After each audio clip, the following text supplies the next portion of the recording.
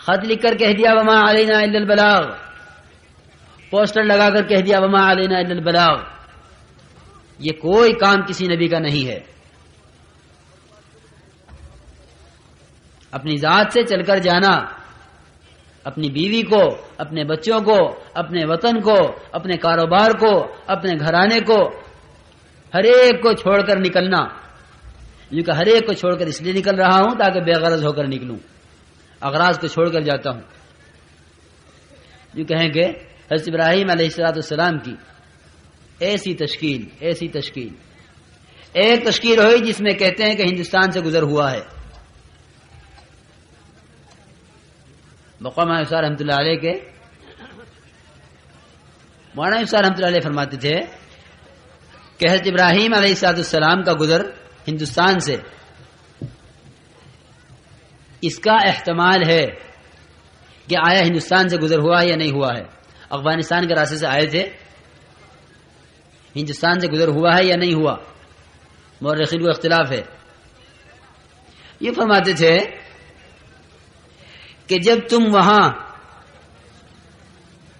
خدا کے دین کے تقاضے پر انبیاء کی نقلیں اتارو گے، جہاں انبیاء کا گزرنا محتمل ہے کہ گزرے ہیں یا نہیں گزرے، جب تم وہاں انبیاء کی نقل اتارو گے اور صحابہ کی نقل اتارو گے تو اللہ تعالیٰ تمہیں ضرور ہدایت دے گا۔ اور پھر فرماتے تھے کہ وہ عرب ممالک اور وہ علاقے جہاں انبیاء کے مسکن ہیں، جہاں انبیاء یقیناً وہاں انبیاء کا گزر ہوا ہے، یا وہ علاقے جہاں انبیاء نے محنتیں کی ہیں، اگر وہاں گزرو گے تو جب تمہیں کھلی آنکھوں مددیں یہاں نظر آ رہی ہیں خدا کے دین کے تقاضوں پر قدم اٹھانے پر، جب تمہیں کھلی مددیں وہاں نظر آ رہی ہیں جہاں انبیاء کا گزر ہوا یا نہیں ہوا، تو جب تم وہاں جا کے محنت کرو گے جہاں انبیاء کا گزر یقینی ہے، جہاں انبیاء کے مساکین ہیں اور انبیاء کے وطن ہیں اور انبیاء کی جگہیں ہیں، وہاں تمہیں کیوں نہیں یہ ہدایت نظر آئے گی اور وہاں تمہیں کیوں نہیں نصرت کھلی نظر آئے گی؟ جب تم یہاں دیکھ رہے ہو کہ خدا کے دین پر قدم اٹھانے میں کھلی نصرتیں ہیں، تو یہ کہیں کہ جب ابراہیم علیہ السلام کا یہاں سے گزر ہوا تو یہ سب سے لمبی تشکیل تھی۔ اتنی لمبی تشکیل کے بعد بھائی دھیان سے بات سنو، حضرات کو بٹھا دو جو کھڑے ہوئے ہیں، بھائی بٹھانا ذرا ان کو۔ جو کہیں اتنی لمبی تشکیل کے بعد اتنی اجازت ملی حضرت ابراہیم علیہ السلام کو گھر جانے کی کہ آپ گھر جا سکتے ہیں، لیکن سواری سے اترنے کی اجازت نہیں ہے، سواری سے اترنے کی اجازت نہیں، سواری سے اترنے کی اجازت نہیں ہے کہ اچھا جی یہی کروں گا۔ چنانچہ آئے، بیوی نے کہا اترو، کہ نہیں سواری سے اترنے کی اجازت نہیں ہے، صرف آنے کا اور حال دیکھ کر، گھر کا حال دیکھ کر واپسی کا حکم ہے کہ جاؤ بیوی بچوں کو دیکھ آؤ، اترنے کی اجازت نہیں ہے۔ اتنی لمبی تشکیل ہوئی ہے، اس تشکیل کے بعد اترنے کی اجازت نہیں دی سواری سے۔ بیوی نے کہا کہ یہ اتنا لمبا سفر کر کے آئے ہو، پورا سر مٹی سے غبار سے بھرا ہوا ہے، آپ کا سر دھو دوں؟ بال انبیاء کی سنت ہے، لیکن یاد رکھنا انبیاء والے بال، یہود و نصارہ والے نہیں، بال انبیاء کی سنت ہے۔ بالوں میں مٹی بھری ہوئی تھی، بیوی نے کہا کہ بال سنوار دوں، ذرا نیچے آ جاؤ، کہ نہیں نیچے آنے کی تو اجازت نہیں ہے۔ سواری پر بیٹھے بیٹھے ادھر بیوی پتھر پہ کھڑی ہوئی اور سر جھکایا دائیں طرف، بیوی سے کہا کہ تم یہ حصہ دھو دو۔ بیوی نے سواری پر بیٹھے بیٹھے نیچے کھڑے ہو کر سر کا ادھر کا حصہ دھویا، پھر کہا کہ ادھر آ جا، ادھر آ گئی، پتھر پہ کھڑی ہوئی، ادھر سر جھکایا، ادھر کا حصہ دھو دیا۔ صرف اتنا قیام ہوا ہے ابراہیم علیہ السلام کا دو تشکیلوں کے درمیان اپنے گھر میں۔ رخ صحیح ہوئے بغیر ایسی تشکیلیں نہیں ہو سکتی، جن کا رخ تجارت کی طرف، جن کا رخ زراعت کی طرف، جن کا رخ ملازمت اور زمینداری کی طرف ہوتا ہے ان کی تشکیلیں ایسی نہیں ہوا کرتی. جن کے رخ صحیح ہو جایا کرتے ہیں، اور رخ کا صحیح ہونا یہی ہے کہ مجھ سے جس طرف قدم اٹھوایا جا رہا ہے مجھے اس طرف قدم اٹھانے سے مسائل کے حل ہونے کا یقین ہو، مسائل کے حل ہونے کا یقین ہو. مسائل کے حل کی نیت نہیں، مسائل کے حل کے لیے جماعت میں جانا، نیت کر کے جانا کہ میرا مسئلہ حل ہو جائے گا، یہ تو صاف صاف کہنے میں کوئی حرج نہیں. اگر کسی بھی غیر مخلوق جاندار یا بے جان پر نظر مان لی جائے کہ اگر یوں ہو گیا تو یوں کر لوں گا، اگر یہ ہو گیا تو فلاں جگہ مخمل چڑھا دوں گا، اگر یہ کام ہو گیا تو فلاں جگہ کھانا کھلا دوں گا، اگر یہ کام ہو گیا تو وہاں ایک کتر باندھ دوں گا، یہ نظر مان لی اگر کہ یوں ہو گیا تو یوں کر دوں گا. بقا مولانا افسار رحمۃ اللہ علیہ کے کہ اگر جماعت میں بھی جا رہے ہیں اسی خیال سے کہ جماعت میں اس لیے جا رہا ہوں کہ میرا مریض ٹھیک ہو جائے، جماعت میں اس لیے جا رہا ہوں کہ میرا مقدمہ حل ہو جائے، جماعت میں اس لیے جا رہا ہوں کہ میرا قرضہ ادا ہو جائے. فرماتے تھے کہ ہمارے پاس آنے والا جو مجمع ہے اللہ کے راستے میں جانے والا یہ دو چیزیں لے کر آ رہا ہے. جب تک یہ دو چیزیں لاتا رہے گا، یہ دو چیزیں لاتا رہے گا جب تک، اس وقت تک نہ یہ کلمے کی حقیقت کو سمجھ سکے گا اور نہ تقاضے پر قدم اٹھا سکے گا. نہ تقاضے پر قدم اٹھانا ہوگا، نہ کلمے کی حقیقت کو سمجھے گا جب تک یہ دو چیزیں لے کر آتا رہے گا. فرماتے تھے وہ دو چیزیں کیا ہیں؟ ایک تو فرصت لے کر آئے گا، فرصت، اور دوسرے عذر لے کر آئے گا کہ جی میں جماعت میں، مجھ سے تشکیل والوں نے یہ کہا کہ اگر تم جماعت میں چلے گئے تمہارا کھویا ہوا مل جائے گا، تمہاری دکان چھینی ہوئی واپس ہو جائے گی، تمہاری زمین دبائی ہوئی مل جائے گی. میں تو اس لیے جماعت میں جا رہا ہوں تاکہ میرے یہ مسائل حل ہو جائیں. دیکھو میرے عزیز دوستو، ایک تو ہے مسائل کے حل کی نیت کے لیے قدم اٹھانا خدا کے دین کے تقاضے پر، ایک ہے مسائل کے حل کے یقین کے ساتھ قدم اٹھانا خدا کے دین کے تقاضے پر. مسائل کے حل کے لیے، مسائل کے حل کے لیے قدم اٹھانا، یہ قدم اٹھانا اپنی ذات کے لیے ہے. اس میں چاہے کاشتکار کو نکال دو، چاہے ملازم کو نکال دو، چاہے تاجر کو نکال دو، سرمایہ دار کو نکال دو، وزیر اعظم کو نکال دو، جس کو چاہے نکال دو، اس لیے کہ مسائل مصیبتیں سب پہ آئی ہوئی ہیں، حالات میں سب دو چار ہیں جتنے بھی ہیں. اگر یہی نکلنے کی وجہ ہے صرف محض اپنی ذات کے لیے ہے، اور جب اس کا یہ مسئلہ حل ہو جائے گا یہ خدا کے دین کے تقاضے پر نہیں اٹھے گا کہ میں کیوں جماعت میں جاؤں، کیا میرا، اگر یہی وجہ نکلنے کی ہے تو غیر مسلم بھی نکل سکتا ہے، یہی وجہ نکلنے کی ہے تو وہ بھی نکل سکتا ہے جو خدا پر ایمان نہیں رکھتا. مولانا افسار رحمۃ اللہ علیہ فرمایا کرتے تھے کہ ہم اس راستے میں قدم اٹھائیں گے امت کے دنیا اور آخرت کے مسائل کے حل کے یقین کے ساتھ، کہ امت کے دنیا اور آخرت کا مسائل یقین کے ساتھ کہا جا سکتا ہے کہ اسی راستے میں ہے. امت کے مسائل کا حل اس راستے کے اندر ہے، اس یقین کے ساتھ قدم اٹھانا ہے. تو یہ کہیں کہ اس کو کہتے ہیں رخ کا صحیح ہونا. تو آنے والے دو چیزیں لے کر آئیں گے، فرصت لائیں گے اور عذر لائیں گے کہ میں تو اس عذر کی وجہ سے آ گیا ہوں، یا یوں کہیں گے کہ مجھے فرصت تھی اس لیے آ گیا ہوں. جماعت میں کیوں جا رہے ہو؟ کہ فرصت ہے. اگر فرصت میں آ رہا ہے تو تجارت کرنا اہم ہوا، اگر فرصت میں جا رہا ہے تو کاشتکاری زمیندارہ اہم ہوا، اگر فرصت میں جا رہا ہے تو ملازمت کا کام اہم ہوا. تشکیل کرنے والے تشکیل کرتے ہیں، بتلاؤ پہلی فرصت میں کون 4 مہینے لگائے گا؟ کیسا غلط عنوان ہے. ارے یوں کیوں کہتا ہے پہلی فرصت میں، یوں کیوں نہیں کہتا پہلی مشغولی میں کون 4 مہینے لگائے گا؟ یہ کیوں کہتا ہے پہلی فرصت میں کون 4 مہینے لگائے گا؟ تو گویا نے سارے سننے والوں کو اس پر ڈال دیا کہ جب تک تمہارے پاس فرصت نہ ہو اس وقت تک تم جماعت میں نہ جانا. اور فرصت کب ہوگی؟ جب یہ سارا جھمیلا ہمارے ہاتھ سے چھوٹ جائے گا کہ تاجر کی لاش پڑی ہوئی ہے، تجارت سے کوئی تعلق نہیں رہا. زمیندار کی لاش پڑی ہوئی ہے، اس کا اپنی زمینداری سے کوئی تعلق نہیں رہا، کیونکہ اس سے پہلے کسی کے پاس فرصت نہیں ہے. فرصت تو جب ہوتی ہے جب اس کا ہاتھ پیر حرکت کرنے بند کر دیتے ہیں، کیونکہ اب فرصت ہو گئی ہے کہ لے جاؤ اسے جماعت میں، لے جاؤ اسے کو جماعت میں. یہ کسی کام کا نہیں ہے. نہیں میرے عزیز دوستو، اس کام کی اہمیت تو ہمارے اندر اس سے آئے گی کہ ہم اس کام میں مشغولی میں نکلیں.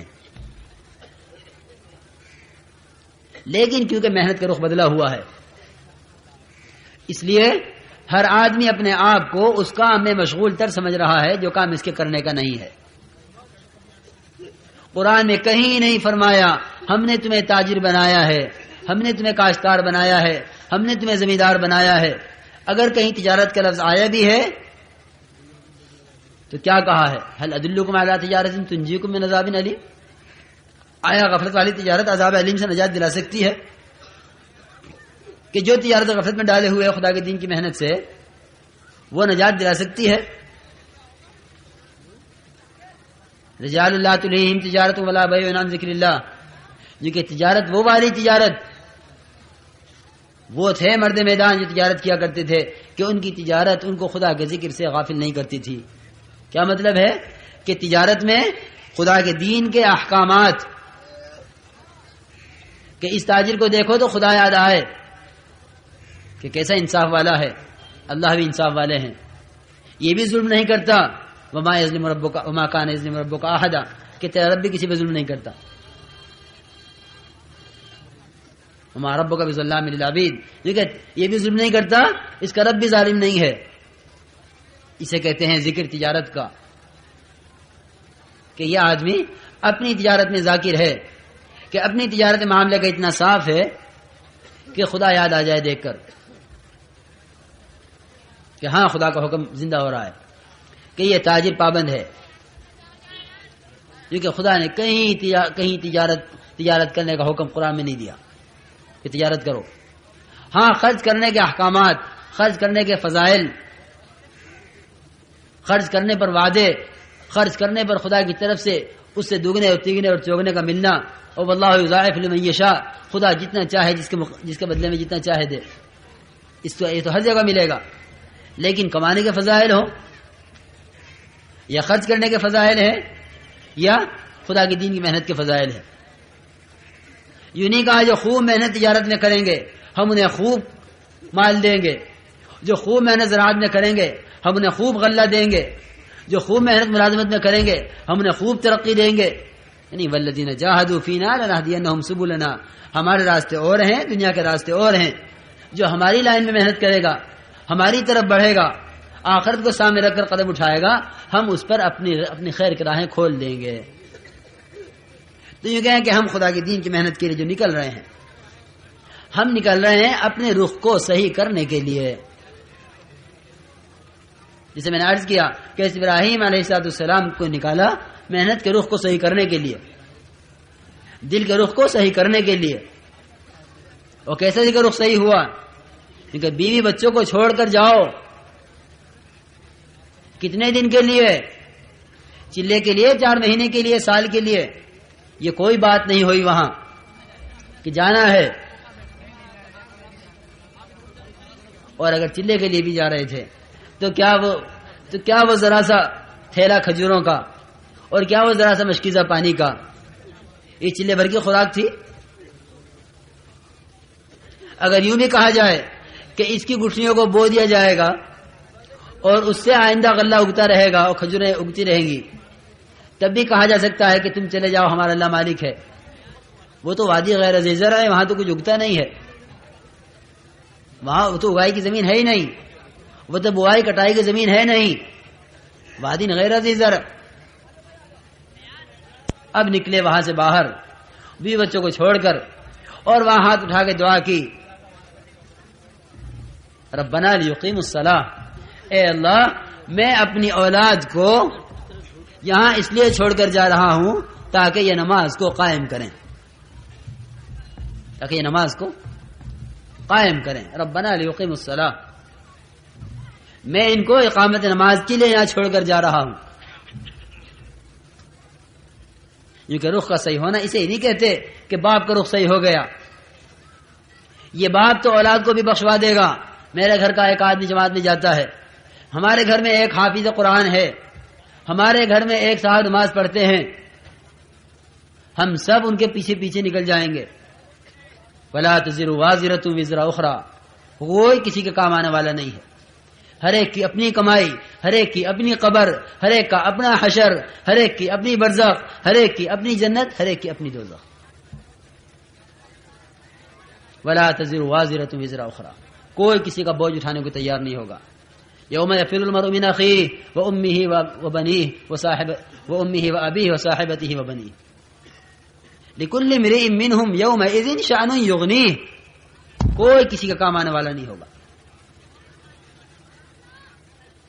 لیکن یہاں حضرت ابراہیم علیہ السلام جس رخ پر خود ڈالے گئے ہیں، جس رخ پر خود چلائے گئے ہیں، جو کام ان سے کروایا ہے، وہاں کھڑے ہو کے دعا ہو رہی ہے۔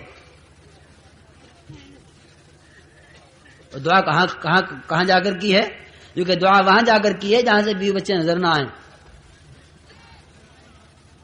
دعا وہاں جا کے کی ہے۔ جس طرح وہاں آنکھوں پٹی باندھی ہے ذبح کرتے وقت حضرت اسماعیل علیہ السلام کو، وہاں آنکھوں پٹی اس لیے باندھی ہے کہ خدا کے حکم میں اپنی محبت شامل نہ ہو جائے، اپنی غرض شامل نہ ہو جائے، بحث خدا کے حکم پر ذبح کر رہا ہوں، اس لیے آنکھوں پر پٹی باندھی ہے کہ بالکل آنکھوں پر پٹی باندھو اپنی اغراض سے، کہ میرا خدا کی راہ میں نکلنا، میرا خدا کے حکم پر چلنا بالکل بلا غرض ہے۔ جس طرح وہاں ذبح کرتے ہوئے آنکھ پر پٹی باندھی ہے، اسی طرح یہ دعا جو اپنی اولاد کے لیے اقامت نماز کے لیے دعا مانگی جا رہی ہے، کیونکہ یہ دعا بھی حضرت ابراہیم علیہ السلام نے وہاں جا کے مانگی ہے جہاں سے اولاد نظر نہ آئے، ورنہ اولاد دیکھ کے یوں سوچ رہی ہوتی کہ ابراہیم ہمارے لیے کھانا مانگ کے جا رہے ہیں، اور کیا دعا کی؟ یہ نہیں فرمایا ربنا لیتجروا، ربنا لیزرعوا، اے اللہ یہ تجارت کریں اور زراعت کریں اور پھلے پھولیں اور یہ بھی کھائیں، ان کی اولادیں بھی کھائیں اور ان کی نسلیں بھی کھائیں، میں نے محنت کر لی ہے، میں نبی ہوں، میں تیرا برگزیدہ بندہ ہوں، میں نے یہ سارے مجاہدیں مشقتیں اٹھائی ہیں، میں نے تیرے لیے اولاد کو ذبح کیا ہے، میں نے تیرے حکم پر بیوی بچوں کو یہاں ڈالا ہے فقر و فاقے میں، اب تو اس سب کے مقابلے بدلے میں ان کے کھانے پینے کا انتظام کر۔ نہیں، ربنا لیقیم الصلاۃ، ان کو تو اقامت نماز پر ڈال دے، ان کو اس کام پر ڈال دے جس کام پر مجھے ڈالا تھا کہ ان کا رخ صحیح کر دے۔ اقامت نماز رخ صحیح کرنے ہی کو کہتے ہیں، اقامت نماز، بلکہ یہ ترجمہ ہے مفسرین کا اقامت نماز کے بارے میں کہ رخ صحیح ہو دل کا، دل کے رخ صحیح ہونے کو کہتے ہیں اقامت نماز۔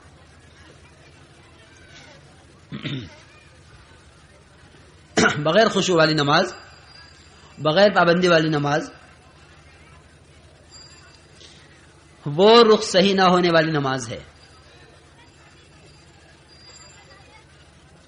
یا وہ اپنے مسائل کے لیے نماز ہے یا وہ قانونی نماز ہے۔ قانونی نماز جانتے ہو؟ قانونی نمازیں دو قسم کی ہیں، ایک جماعت میں نکل کر، ایک چھوٹے بچوں کی نمازیں جو مکتب میں ہوتی ہیں استاد کی نگرانی میں، چھوٹے چھوٹے بچے استاد کی نگرانی میں نماز پڑھتے ہیں کہ استاد کا نے قانون بنایا ہوا ہے مدرسے کا کہ کسی بچے کی نماز نہ چھوٹے ورنہ ایک وقت کا کھانا بند۔ مختلف سزائیں ہیں مدارس میں، عادت تو پڑ جاتی ہے لیکن کیونکہ قانون کی نماز ہے تو اس میں بہت سے بچے بغیر وضو ہی پڑھ لیتے ہیں۔ کیوں؟ استاد کھڑا ہوا ہے، اسے کیا خبر میرا وضو ہے یا نہیں ہے؟ چھوٹے چھوٹے بچے بعض فیکٹری والوں کو دیکھا ہم نے جو ہمارے کام سے متعلق ہیں، بڑی بڑی فیکٹری ہیں، 500 1000 آدمی ملازم ہیں، ان کا قانون ہے کہ نماز پڑھنی ہوگی، جو نماز نہیں پڑھے گا اس کو میں اپنی فیکٹری میں نہیں رکھوں گا. تو پڑھتے ہیں بے شک، لیکن قانون کی پڑھتے ہیں، نماز قانون کی، کہ قانون پڑھوا رہا ہے، ایمان نہیں پڑھوا رہا ہے. ایمان خدا کے حکم پر پڑھواتا ہے، اور بے ایمانی کے ساتھ تو قانون سے بھی نماز پڑھ سکتا ہے آدمی، قانون سے بھی. اگر باہر کی محنت اگر باہر کے دباؤ سے پڑھ رہا ہے تو ایمان والی نماز نہیں ہے، اگر اندر کے تقاضے سے پڑھ رہا ہے تو ایمان والی نماز ہے. تو یہ کہ وہاں نکل کے دعا کی ربنا لیقیموا الصلاۃ فاجعل افئدة من الناس تهوی الیہم. جس طرح آپ نے سارے عالم کے انسانوں کو رخ ہماری طرف کیا ہے کہ سارے عالم کے انسان ابراہیم تمہارے پاس آئیں گے پیدل چل کر، اس طرح اے اللہ تو اس مرجعیت کو میری اولاد کی طرف پھیر دے. اگر یہ اقامت نماز پر آئیں تو اجعل افئدة من الناس تهوی الیہم، کہ لوگوں کے قلوب کو ان کی طرف پھیر دے. وارزقهم من الثمرات لعلهم یشکرون. اور پھر یہ تیرے ہو کے رہیں تو ان کی ضروریات کو پورا کر دے. تو یہ کہیں کہ یہ محنت کا رخ ہے. اس محنت کے رخ پر جب آدمی چلتا ہے تو اس کو اس راستے کی کامیابی نظر آنی شروع ہوتی ہیں. تو جو کچھ عرض کیا ہے، مقصد یہ عرض کرنے کا ہے کہ ہم اللہ کے راستے میں اسی طریقے پر، وہی راستہ ہے، یہ کوئی نیا راستہ نہیں ہے کہ اب تبلیغ کے نام سے کوئی نیا کام شروع ہو گیا ہے. تبلیغ والے یوں کہتے ہیں، یوں کہتے ہیں، یوں کہتے ہیں، یوں کہتے ہیں. نہیں، خدا کی قسم جتنے کام ہیں یہ سارے انبیاء علیہ السلام کے کیے ہوئے کام ہیں، دلائل کے ساتھ انبیاء کے کیے ہوئے کام ہیں سب. گشت انبیاء کی سنت ہے، کام کی ریڑھ کی ہڈی کی طرح ہے اصل. انفرادی دعوت انبیاء کی سب سے پہلی سب سے آخری سنت ہے کہ پہلے دن سے لے کر آخری دن تک انفرادی دعوت کا عمل جاری ہے. تعلیم ہر نبی کا مقصد ہے امت کو تعلیم دینا. اگر تعلیم امت کو نہیں دی جا رہی ہے تو انبیاء کی بعثت، جو انسانوں کو اس راستے پر لانا جس سے انسان میں اور جانور میں امتیاز پیدا ہو جائے، وہ عمل نہیں ہو سکتا اگر تعلیم نہیں ہے. تعلیم تو وہ عمل ہے جو انسان کو جانور سے ممتاز کر دے گا کہ یہ انسان ہے، یہ حیوان ہے. تعلیم نے اس کو بنا دیا ہے. ارے انسانوں ہی میں دیکھ لو، جانوروں کو تو چھوڑ دو، انسانوں ہی میں دیکھ لو. ہر ایک کہہ دیتا ہے کہ یہ تعلیم یافتہ طبقہ ہے، یہ جاہل طبقہ ہے، اور صاف نظر آتا رہتا ہے اس کی وضاقتہ سے، اس کے لباس سے، اس کی بول چال سے، اس کے مزاج سے صاف معلوم ہوتا ہے کہ یہ پڑھا لکھا آدمی ہے، یہ جاہل ہے. کہ جو کچھ پڑھا لکھا ہے وہ اندر سے اس پر ظاہر ہو رہا ہے کہ یہ کرنا چاہیے، یہ نہیں کرنا چاہیے، یہ کرنا چاہیے یا نہیں کرنا چاہیے. اسی کا نام انسانیت ہے. تو انبیاء اس کی تعلیم کے لیے آتے ہیں. اس لیے ہم اللہ کی راہ میں نکل کر جو جن اعمال کو کریں گے، یہ اعمال کوئی اجنبی نہیں ہے، یہ کوئی نئی بات نہیں ہے کہ میاں مولانا آثار رحمۃ اللہ علیہ سے پہلے تو کہیں نہیں سنا تھا کہ گشت ہوتا ہے. یہ کوئی نیا کام شروع ہوا ہے گشت کا؟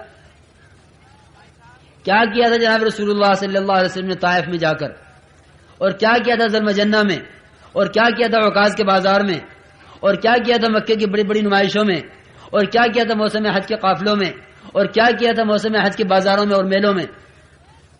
یہی کیا تھا، ایک ایک پر اپنے آپ کو پیش کیا تھا، ایک ایک پر پیش کیا تھا اپنے آپ کو. من یؤوینی، من ینصرنی، من یمنعنی. کون میری مدد کرتا ہے، کون مجھے ٹھکانہ دیتا ہے، کون میرا ساتھ دیتا ہے خدا کے دین کے تقاضے کو پورا کرنے میں، کون میرا ساتھ دیتا ہے خدا کے پیغام کو پہنچانے میں. یہی تو کیا تھا. اور کیا کیا تھا؟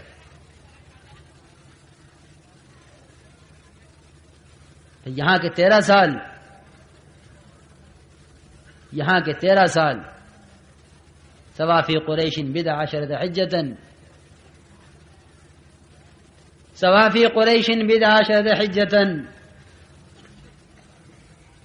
جناب رسول اللہ صلی اللہ علیہ وسلم 13 سال تک مکہ مکرمہ میں اسی میں پھرتے رہے. لو لاقا صدیقا مواتیا، لو الفا صدیقا مواتیا، کہ کوئی تو مل جائے میرا ساتھ دینے والا، کوئی تو مل جائے مجھ سے موافقت کرنے والا. اب آج پوچھتے ہیں کہ میں اپنی مسجد میں تنہا ہوں، جب ہماری مسجد وار جماعت نہیں ہے میں کیا کروں؟ میں تو اپنی مسجد میں اکیلا ہوں. کام تو جب ہوگا جب کچھ افراد ہوں گے. کیا جناب رسول اللہ صلی اللہ علیہ وسلم تنہا نہیں تھے؟ پوری بستی میں نہیں، اپنی مسجد میں نہیں، اپنے محلے میں نہیں، اپنے ضلع اپنے صوبے میں نہیں، خدا کی قسم پوری دنیا میں تنہا تھے، پوری دنیا میں تنہا. لیکن 13 سال تک لو لاقا صدیقا مواتیا، لو الفا صدیقا مواتیا، کہ ایک کو نصیحت، ایک کو خدا کی یاد دلانا، ایک کو پکڑ کر خدا کی طرف اس کا رخ کرنا، ایک کی خوشامد کرنا. پھر اس میں آپ نے ہماری جماعت کا رخ وہاں بنا دیا، وہاں ہمارے ساتھ یہ ہوا، آپ نے ہمارا رخ وہاں کا بنا دیا، وہاں ہمارے ساتھ یہ ہوا، ہمیں اس رخ پر نہیں جانا، ہمیں اس رخ پر نہیں جانا. اگر ہر کام کرنے والا، ہر گشت کرنے والا، خدا کی راہ میں نکلنے والا صرف اتنا سوچ لے کہ جناب رسول اللہ صلی اللہ علیہ وسلم نے جو ہمارے محسن ہیں، جو ہمارے شفیق ہیں، جو ساری امت کے اوپر، ساری امت کی ماؤں کی شفقت سے زیادہ شفقت کرنے والے ہیں، کیا تکلیفیں اس کام میں اٹھائی ہیں، کن پر محنت کی ہے، اس پہ کیا پڑھا، اس پر کیا ملا ہے آپ کو؟ کوئی لائن اذیت کی زبان سے یا ہاتھ سے یا ہتھیار سے یا پتھروں سے، کسی لائن کی آپ کی بیٹی کو تکلیف پہنچانے کے راستے سے، آپ کے خاندان کو اجاڑنے کے راستے سے کوئی تکلیف کسی راستے کی تو بتا دو کہ بھائی یہ راستہ ایسا رہ گیا تھا کہ جس کے ذریعے سے جناب رسول اللہ صلی اللہ علیہ وسلم کو تکلیف نہیں پہنچائی گئی.